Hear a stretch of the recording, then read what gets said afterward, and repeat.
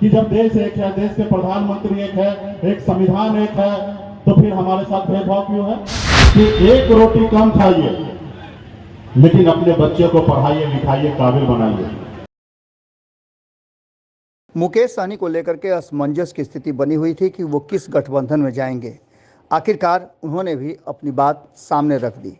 आपको बता दें कि मुकेश सहनी उत्तर प्रदेश में एक बड़े कार्यक्रम का हिस्सा थे और इसके साथ साथ उन्होंने पूजा अर्चना करने के बाद जब मीडिया से बातचीत किया तो बहुत सारी बातों का खुलासा किया। मुकेश सहनी ने कार्यक्रम भी तय कर दिया है और इस कार्यक्रम के माध्यम से ही वो इस बात की जानकारी लेंगे और लोगों से पूछेंगे, अपने कार्यकर्ताओं से इस बात की राय लेंगे कि उन्हें करना क्या चाहिए। इन्हीं सब बातों को लेकर के जब वो उत्तर प्रदेश से कार्यक्रम करके लौट रहे थे तो रास्ते में पत्रकारों ने उन्हें घेरा। एक कार्यक्रम में वो शामिल होने के लिए गए थे और वहाँ उन्होंने बहुत सारी बातों को कहा और इसी के माध्यम से उन्होंने ये भी बता दिया कि आने वाले 2024 का चुनाव वो किस गठबंधन के साथ लड़ेंगे, लेकिन तिथि घोषित नहीं किया उन्होंने और न ही ये घोषित किया कि वो किस गठबंधन में जा रहे हैं। आने वाले 25 तारीख को ये संभावित है कि मुकेश सहनी एक बड़ी घोषणा करेंगे और उस घोषणा में ये स्पष्ट होगा कि वो किस गठबंधन का हिस्सा होंगे। सुनिए मुकेश सहनी ने क्या कुछ कहा जब वो पत्रकारों से बातचीत कर रहे थे। हम लोग बैठे हैं, रेसिपी बना रहे हैं और बच्चे के बीच में बैठे हैं, बच्चे को जागरूक कर रहे हैं कि पढ़ाई लिखाई करे, एक रोटी कम खाए उस परिवार, लेकिन बच्चे को पढ़ाई लिखाए इस काम में लगे हैं। बाकी देश की राजनीति में जिसको जनता पे भरोसा नहीं है, जिसको संविधान पे भरोसा नहीं है, वो लोग इसी तरीके से करेंगे, तोड़ फोड़ दुनियादारी करेंगे।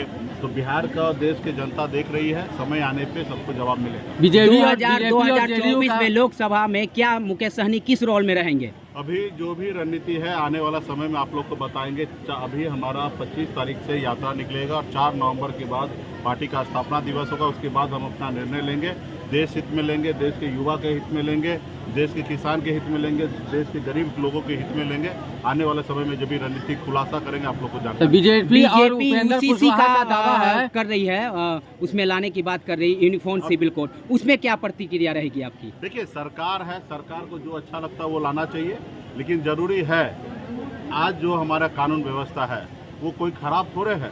ठीक है, इस पे सुधार होने की आवश्यकता है, लेकिन जरूरी है आज देश में शिक्षा एक सामान्य करने की, जरूरी है स्वास्थ्य को सामान्य करने की, लेकिन इस पे से सरकार भटक कर ऐसे कामों में जा रहे हैं जहाँ पे जनता को कोई लेना देना नहीं है। आज कोई भी जाति धर्म के लोग किसी का हत्या कर दे उसके लिए एक ही सजा है, सबको फांसी है।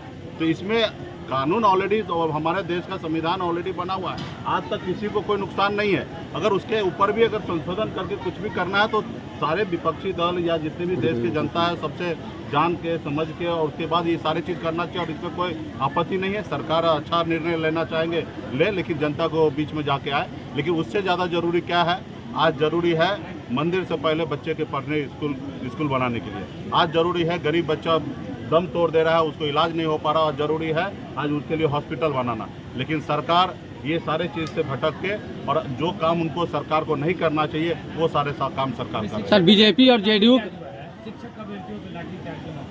ये सही नहीं है। शिक्षक को बात को मानना चाहिए, समझना चाहिए।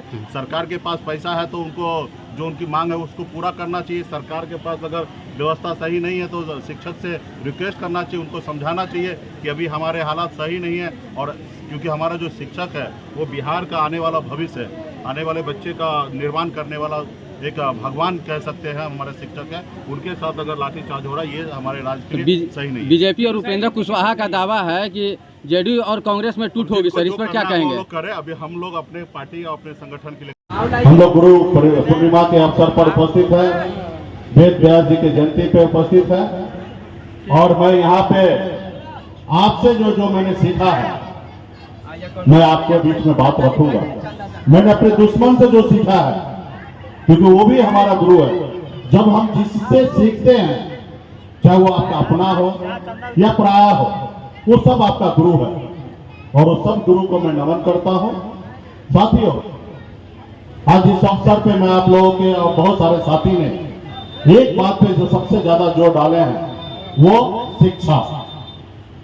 तो मैं भी आप लोगों से आग्रह करूंगा कि एक रोटी कम खाइए लेकिन अपने बच्चे को पढ़ाइए लिखाइए, काबिल बनाइए। जब तक जो भी समाज, कोई भी समाज में शिक्षक नहीं होंगे तब तक वो आगे नहीं बढ़ेंगे। इस संसार में सर उठा के जीना है, मान सम्मान के साथ जीना है, तो आपके अपने बच्चे को पढ़ाना लिखाना जरूरी है। उसको पढ़ाइए लिखाइएगा, पढ़ेंगे लिखेंगे, समझदार होंगे, अच्छे काम करेंगे, काम जो भी करेंगे अच्छे तरीके से करेंगे। जरूरी नहीं कि सब आदमी कलेक्टर ही बन जाएंगे, लेकिन पढ़े लिखे होंगे तो बहुत ही अच्छी तरीके से काम करेंगे। जैसे हमारे पूर्वज मछली मारते थे, हमारे दादाजी मछली मारते थे, पिताजी मछली मारते थे, ऐसे घर में मेरा जन्म हुआ। और हमारे पूर्वज जाल फेंकते थे, मछली निकाल लेते थे। एक दौर वो था। आज भी जो हमारा समाज पढ़ा लिखा समझदार नहीं है, मछली का ट्रेनिंग नहीं लिए हैं, तो अपने पोखर में जीरा डालेंगे और 1 साल के बाद मछली निकालेंगे। 1 साल के बाद मछली निकालेंगे तो जो तालाब है उसका किराया देना पड़ता है, और मछली का जो साइज है वो आधा किलो का होगा। लेकिन आज के तौर पे पढ़े लिखे जो नौजवान हैं, जो फिशरी डिपार्टमेंट में कोर्स किए हैं या जाके सरकार के स्तर से जो सीख के आते हैं, वो तालाब में जीरा डालते हैं और साथ में उसको खाना भी डालते हैं। क्योंकि हमारे लोग पहले खाना नहीं डालते थे, इसलिए मछली का साइज जो है वो आधा किलो का निकलता था। और आज जो समय है वही तालाब में जब जीरा डालते हैं तो 1 साल के बाद निकालते हैं तो 1.5 किलो का मछली होता है। यानी कि आधा किलो से 1.5 किलो हो जाना, यानी कि 1 किलो का बढ़ोतरी होना। और 1 किलो का बढ़ोतरी में मतलब हुआ मिनिमम 250 रुपए किलो। और जीरा के हुए 1 साल में उसको खाना के पीछे जो खर्चा होता है मात्र 50 रुपया। यानी कि आप 50 रुपया अगर आप लागत लगाएंगे 1 साल तक, तो आपका ये 5 गुना ज्यादा यानी कि 250 रुपया प्राप्त होगा। लेकिन पहले ऐसा था, क्योंकि मैं खुद देखता था, पिताजी जब मछली मारते थे, तालाब पे जीरा पालते थे, तो हम लोग देखते थे खाना नहीं दिया जाता था। लेकिन आज पढ़े लिखे लोग खाना देते हैं, तो इससे आमदनी बढ़ता है। तो इसलिए मैं कहता हूं कि जब पढ़े लिखे लोग होंगे, जरूरी नहीं कि कलेक्टर बनेंगे, जो भी काम करेंगे सही से काम करेंगे, तरीका से काम करेंगे और वो अपने घर परिवार को आगे बढ़ाएंगे। तो इसलिए बच्चे को पढ़ाइए लिखाइए, काबिल बनाइए, 1 रोटी कम खाइए, लेकिन बच्चे को पढ़ाइए। और दूसरा, अपने अधिकार के प्रति जागरूक होइए, अपने लोगों के प्रति जागरूक होइए, अपने लोगों के प्रति ईमानदार होइए। क्योंकि जब अपने अधिकार के लिए जागरूक नहीं होइएगा, इस समाज में जब भगवान हमको इंसान बना के भेजा था, तो उस समय का सोच और समझ जो था वो अलग था।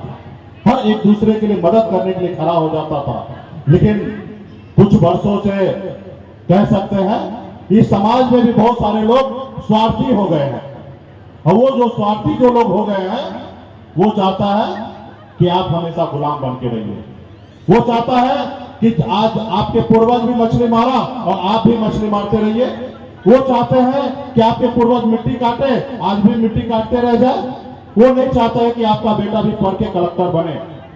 तो ऐसे लोग से तो लड़ना पड़ेगा, ऐसे लोगों से तो आपको संघर्ष करना पड़ेगा, लड़ाई लड़ना पड़ेगा। तो इसके लिए आपको संघर्ष करना पड़ेगा। जैसे हमारे 75 के बाद का समय लेंगे तो मंडल कमीशन लागू हुआ। उससे पहले जाएंगे बाबा साहब भीमराव अंबेडकर। उन्होंने देखा ये समाज को कैसे ऊपर लाया जा सकता है। कुछ लोग तो बहुत आगे हैं, अच्छे से जिंदगी जी रहा है, अच्छा खाना खा रहा है, उनको कोई कमी नहीं है। लेकिन एक लोग वो है जिसके पास कल क्या खाएगा उसके लिए व्यवस्था नहीं है। और इस समाज में समानता नहीं बढ़ेगा। इसके लिए आगे बढ़ने के लिए क्या करना है, तो उनके गुरुजी जो थे, जिन्होंने उनको लंदन विदेश भेजे थे पढ़ने के लिए, साहू जी महाराज जी, वो जाति से अपर कास्ट थे, लेकिन वो एक दलित को बेटा को पढ़ने के लिए विदेश तक भेजे। और साहू जी महाराज ने एक बार एक सभा में, जैसे आज सभा लगा है, इसी तरीके से सभा उस जमाने में लगता था 200 साल पहले। और उस समय में साधन जो आज गाड़ी है, उस समय में घोड़ा से लोग आते थे। वो जब सभा में बैठे थे महल में, तो उस समय में जो लोग आते थे अतिथि, तो उसका घोड़ा जब आता था उसके खाने पीने का भी व्यवस्था उस समय के लोग राजा महाराजा कराया करते थे। तो उस समय में वो देखे कि अस्तबल में कई घोड़ा है और एक ही जगह खाना डाल दिया, और एक जगह जब खाना डाल दिया है तो जो शक्तिशाली घोड़ा था वो मार के भगा देता था, वो अपना पेट भर लेता था। जब उससे जो कमजोर होता था, जब उसका पेट भरता था तो वो घोड़ा साइड होता था, तो जो उससे ज्यादा कमजोर था और बाकी से जो शक्तिशाली था पहले वो चना खा लेता था, बाकी भूखा रह जाता था। तो वो उस समय में छत्रपति साहू महाराज जी ने ऊपर से देखते रहे कि ये तो अजब लीला है, जिसको भूख लगा, जो कमजोर है उसको खाना ही नहीं मिल रहा है, और जो घोड़ा मजबूत है, सक्षम है, वो सबसे पहले खाना खा ले रहा है। तो उसने देखा कि ये तो विचित्र हालत है। तो उसके बाद जब संविधान लिखने का समय आया, बाबा साहब भीमराव अम्बेडकर जी संविधान लिख रहे थे, तो उन्होंने अपने अम्बेडकर साहब को बताया था कि हमने ऐसा देखा था। और फिर अम्बेडकर साहब ने देखा कि इस समाज को अगर ऊपर लाना है तो सबको अलग अलग घर पे रखना पड़ेगा, अलग अलग कैटेगरी में रखना पड़ेगा। जो कमजोर है उसके लिए आरक्षण का व्यवस्था करना पड़ेगा, सरकार की तरफ से विशेष फैसिलिटी देना पड़ेगा, और फिर वो देश में आरक्षण लागू किया गया। उसके बाद आपने देखा होगा 75 के बाद मंडल कमीशन लागू हुआ। आज कल्पना कीजिए कि हमारे पूर्वज आपके लिए, हमारे लिए लड़ाई नहीं लड़ते हैं। आज ओबीसी के आरक्षण नहीं होता तो आज आप और हम कहां होते। कल्पना कीजिए, बाबा साहब भीमराव अम्बेडकर आज आरक्षण अगर दलित भाई के लिए, आदिवासी भाई के लिए अगर नहीं देते तो आज क्या होता।